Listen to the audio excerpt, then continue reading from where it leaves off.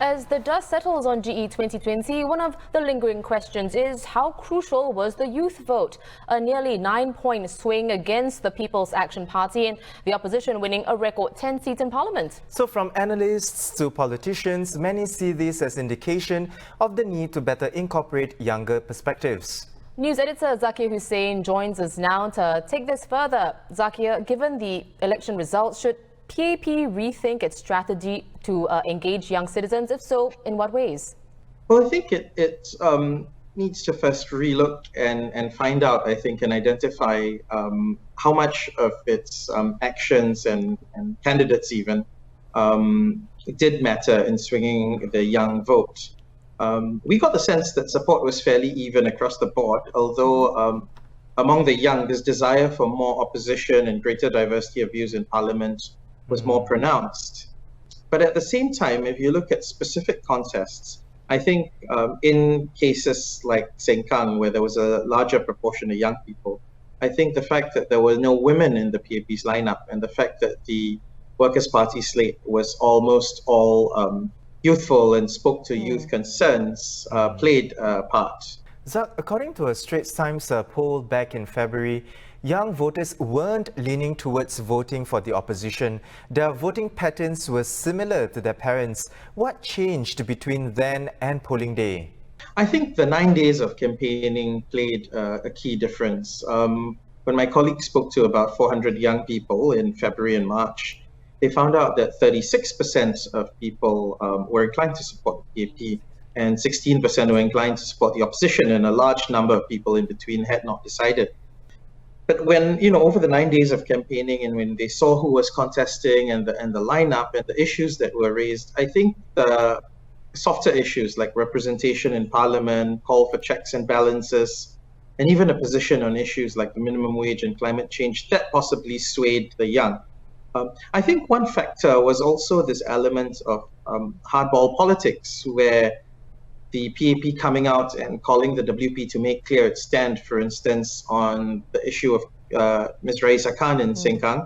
I think issues like that turned off a lot of young voters, and those who were not decided then that they would back the WP side.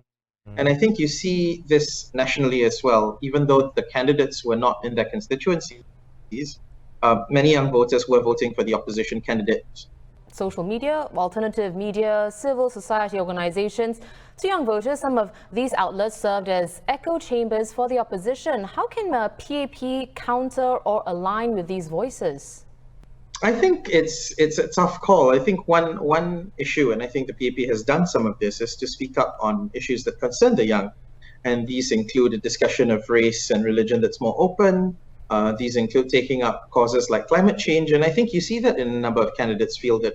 So you've got Louis Ng, who's quite passionate about animal welfare, for instance, and other civil society issues. You had women's activist Carrie Tan. You've also had a number of social issues advocates on the PAP lineup. And I think the challenge would be for them to continue to be outspoken on some of these issues. And if needed, perhaps even break ranks with the rest of their party colleagues on some of these matters by being more forceful in speaking up on them. Now that said, Zak, so where are we now? Is there a threat of young voters swinging too far in the opposite direction, away from the established government, to the point of almost becoming anti-establishment?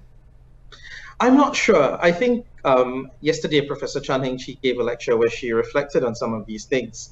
And the trend she noticed was that from surveys in the US, many of the young voters, millennials, continue picking up some of these issues.